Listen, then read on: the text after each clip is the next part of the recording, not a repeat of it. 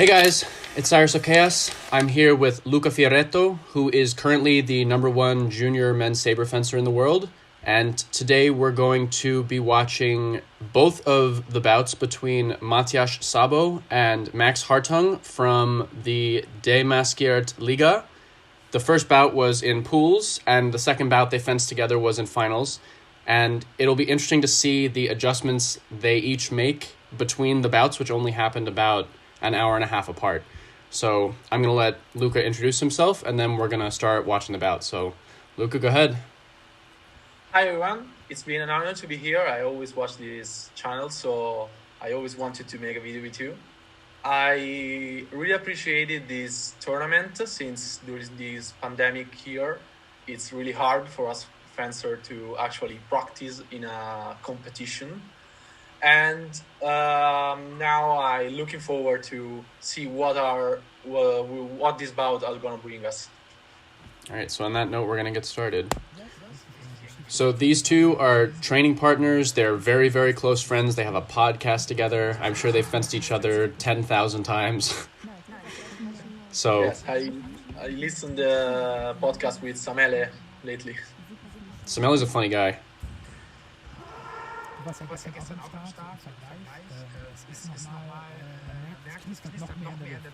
And by the way, Luca, if you want me to go back and watch a touch again, I can do slow motion. We can do as many times as you want, so just let me know. Okay, they have really good replays in the yes, they do. Event.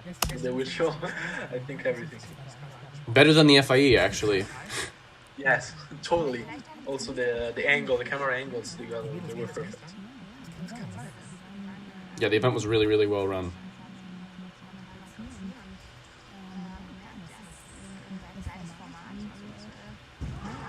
Well, nice long attack. Yeah, it was nice. So all three actions in the middle so far have been Matyas attacking and Max going backwards.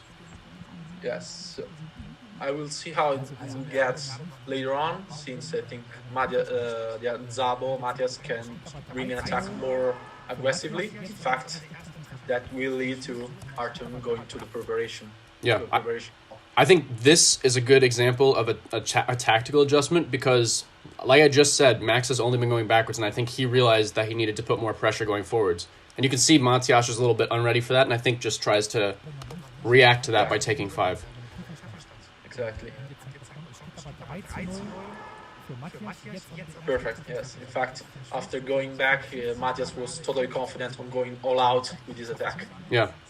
And sometimes I talk to people who say, like, well, my pull wasn't working, or, like, my fake wasn't working, and then you look at the context of the bout, and it's like they were just going backwards every time. And, of course, your fake wasn't working. It's not based on anything. Sometimes you need to scare the person a little bit to get them to get the backwards actions to work well. Yeah. So especially maybe if you get a really nice attack on preparation, you can get them just start thinking, do I have to go full all out on my attack? And they will start go short all the time. Then it's where the game starts, actually. Yeah, even doing it just once can remind the person that there's another option that they have to worry about.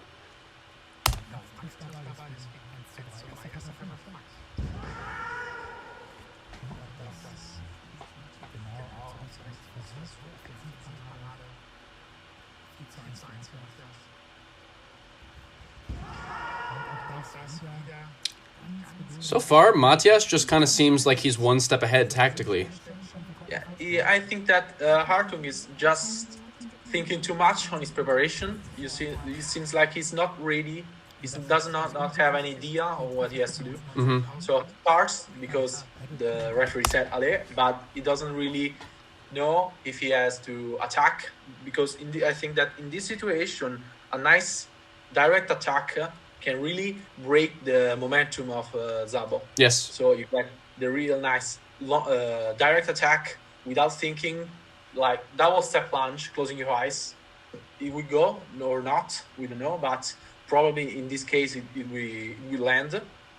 And then you add another option, as we said before. Yes. So with this, then Szabo need to look after a direct attack on preparation, and pull back with, and occasionally, if Hartung goes back, look after a long attack. Yeah, because I think there have been 7 actions so far, and 5 of them, Max has kind of come forward and stopped. And it looked like at that point he was trying to react to something. But Szabo just knows what he wants to do and has taken advantage of that every time.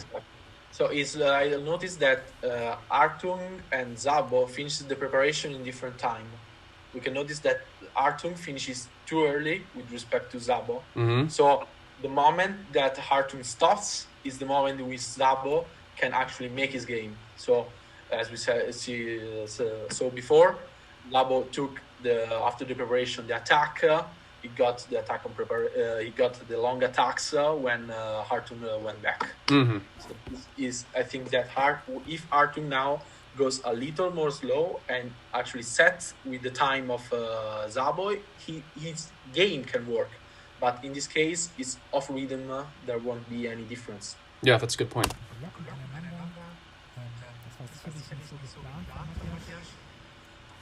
There's the just straight attack you were talking about.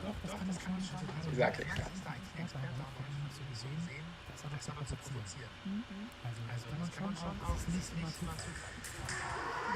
Wow, that was nice. Recovery parry. Nice one. So here, Max is making his preparation a little bit later, and he actually gets Matyas to do what he wants. It's just somehow, I don't know how, that actually missed.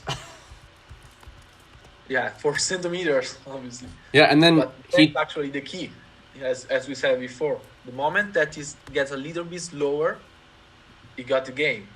Because in this case, if he just got for a pullback easily without any stop cut, that is certainly more entertaining, but not functional sometimes.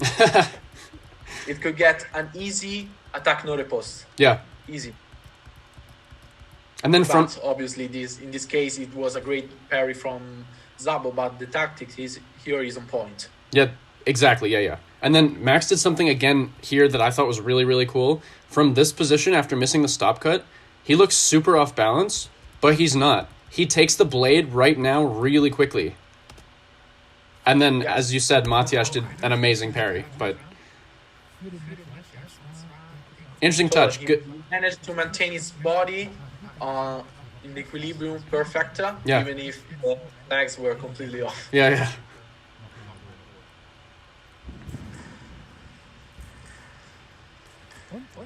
So let's see that one again. So I think that this time he's just a little too aggressive, and Szabo was kind of just waiting for him. I think he went for, as I said before, he just closed his eyes and went, I'm going to do the direct attack. I don't care if he comes with a preparation, if he get a pullback. I don't care. I'm going to do this. Mm-hmm. And obviously, it's a gamble when you go like this, when you go direct. So it's fair enough. I think that even if the score is 8-2, now the tactic, the game is really different since Hartung is now in the match in a tactic way. Yes. While obviously the bad start can condition a lot. Yeah, exactly. Until you are making decisions, it's kind of just like you're getting stuck in your own reactions. And so it's important to realize that and actually start making decisions instead of just reacting to everything. Yes, unfortunately, thinking too much is not a great way to react. We are not so blessed as in foil and épée, where we have that much time to think. Yeah, exactly. The action. So for anyone who is wondering, the reason they decided to do a 3-minute break between the two halves is because they thought they wouldn't have time to explain everything that they needed to the viewers at home. So they added 2 extra minutes so that Peter Wagner could talk to the other commentator and explain things better to people who are watching who are not fencers, which I thought was a great idea. Yeah. Obviously, this is... No, I think that is not... we're not able to have this kind of pose during a normal event. Right. Obviously, this is some event that is detached totally from the FIE. Yeah, during an exhibition is great. Otherwise, I think it's a little too long for the athletes.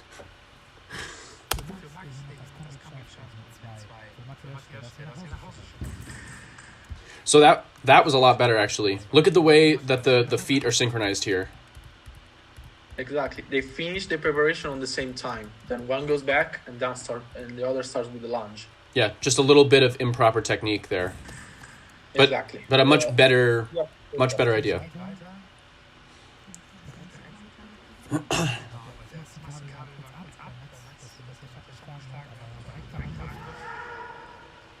Nice parries. Obviously, this is another action that cannot be done too many times. I actually don't think he got the parry. No? No.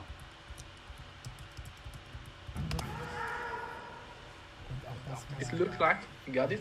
Oh my god. My mistake. My bad. You know, it's a good action. He just, again, didn't execute it very well. Yes. He got under his guard. Yeah.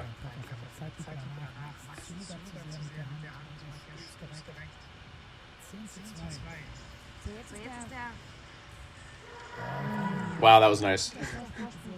It was a good, but I think Max is doing a lot of things right here. Like he started a little too aggressive, and he ended up on the last part where he was too close on Szabo, and he was a little bit off balance. So he does not conclude his attack with confidence. It doesn't seem like he was going, I'm gonna touch him. Mm-hmm. But he went like, oh, he's on the end line. I'm gonna just put my blade here. I hope it gets him. Another thing I want to talk about is right here. It looks like Max is about to lunge at Matyas, but he actually controls himself enough to not do that. And again, right here, it looks like he's about to do it again. Yeah, exactly. He went too fearsome on the first part, because maybe if he didn't went that aggressive on the first part, he would be able to get another step and conclude its attack before he went to the end line. So in this moment, Max he acknowledged himself that he's a little bit too off balance. Yes. And he started to slow down his momentum, but he got too close. He's now too close to slow down his momentum. And then is where Szabo organizes himself and manages to get the parry. I also think that it's possible that Max thought that Matyas was about to go for a duck 5. Like, look at the way he goes down like this. So I think in this moment, Max thinks that Matyas is going to go to 5 and he can finish easily somewhere else. Yes. Now, seeing it slowly, it gets the idea. Totally. Yeah, that was interesting. So I think that Max is actually doing a lot of good things. He's just not executing them as well as he could. It's like, I think he's a little bit too in a rush to get his comeback going. So it's just maybe saying to himself, I have to get this point, And then as he sees, if we can see back this action, I noticed that... This one? Yes, exactly, this one. And the middle piece, can you put it a little slow? Sure.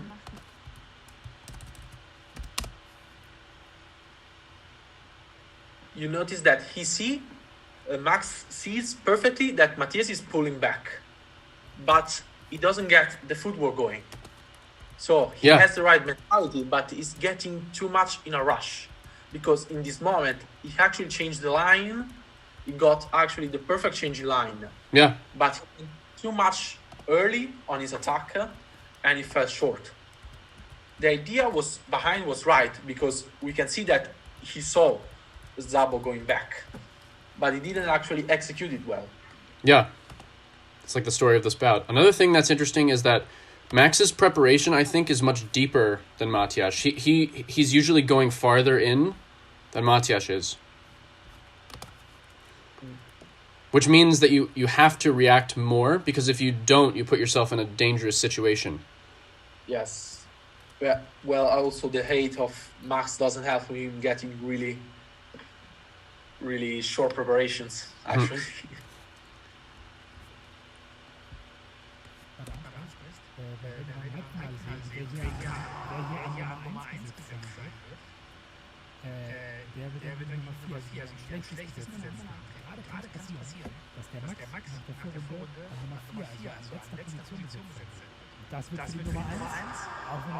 Nice. Attack from right, yeah. And you can see that time, a lot of the time, I think what's happening is that Matyas is kind of waiting for Max to commit to something and then reacting to it. And so here, again, like you said earlier, Max is just going for like a blind attack as kind of like a mix-up. He got back in the mindset of Hartung is gonna go back. We didn't see a lot of commitment from Max on going full out on attack. So Szabo is actually preparing himself to go with his attack, with his long attack. And now we can see that Szabo is ready to defend an attack. Yeah. That is a really nice parry post after a long attack. Yes. It's a good test. Strong preparation. He gets Hartung thinking that he's gonna do an attack, parry post. Yeah, and the important thing here is the similarity between the footwork of the two touches. So the first one that didn't work, it's this like non-committal bounce, and he's late. Okay, 1 second. Sorry. So he does this non-committal bounce, and he's a little bit late. So then we go to the next touch, and we see again. He does the same kind of bounce, but instead of the end reaction, it's completely different.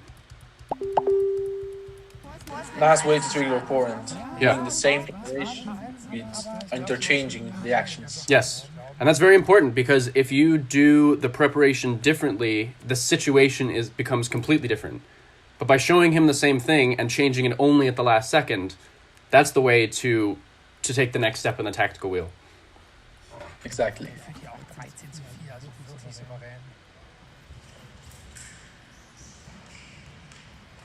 And there again, there's the next step by Max. Yes. I think that this action we will see again on the final is a real key to this match. We can see how he gets his preparation done later than Szabo, because we can see that while Hartung finishes his preparation, Szabo is already going to pull back. He recognizes that, he starts a more composed attack, and he finishes perfectly. Yeah, that was good.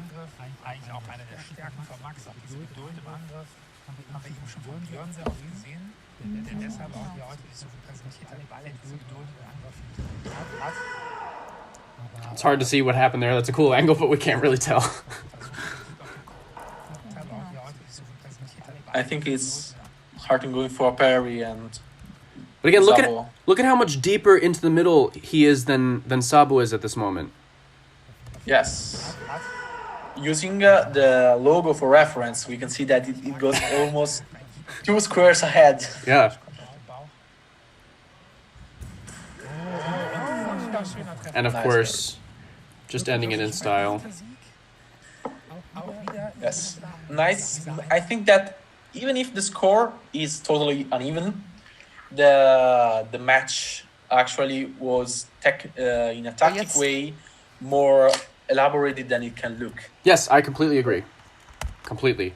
It looked like Max, in the beginning, I don't think he was doing a good job with tactics. But in the second part of the bout, I think he was doing a much better job. It's just a little bit of sloppy execution. And again, some good tactics on Matyas' part, not to take anything away from him. So it'll be interesting to see. If I were Max, I would start the bout differently than he did last time, like you said, with a slightly later preparation and maybe not quite as deep in the box. And then you just have to make sure that your execution is better than it was in the first part. Yes, exactly. Totally agree.